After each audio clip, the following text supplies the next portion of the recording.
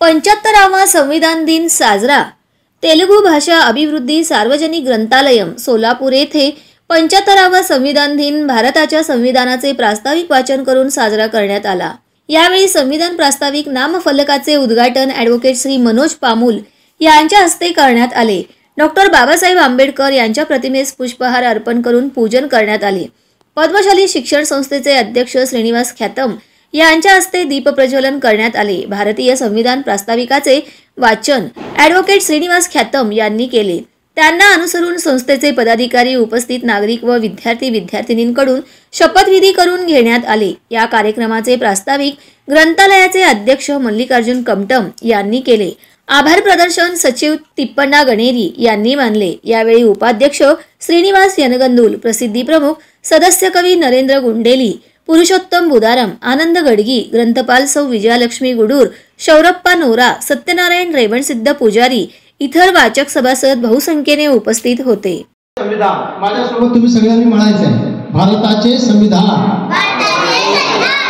आम्ही भारताचे लोक, भारताचे एक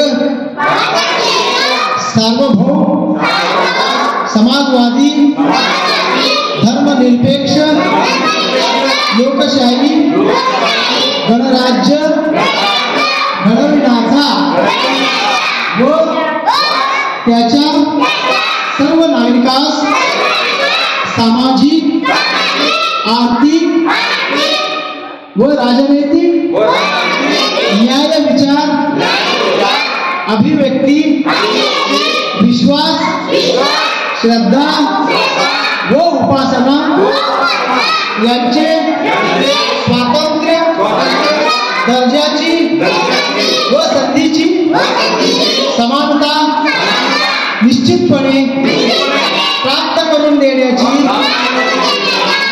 आणि या सर्वांमध्ये व्यक्तीची प्रतिष्ठा, राष्ट्राची एकता आणि एकात्मता यांचे आश्वासन देणारी बंधुता प्रबंधित करण्याचा संकल्पपूर्वक निर्धार करून आमच्या संविधान सभेत आज दिनांक 26 नोव्हेंबर 1949 रोजी याद्वारे हे संविधान अंगीकृत आणि अधिनियमित करून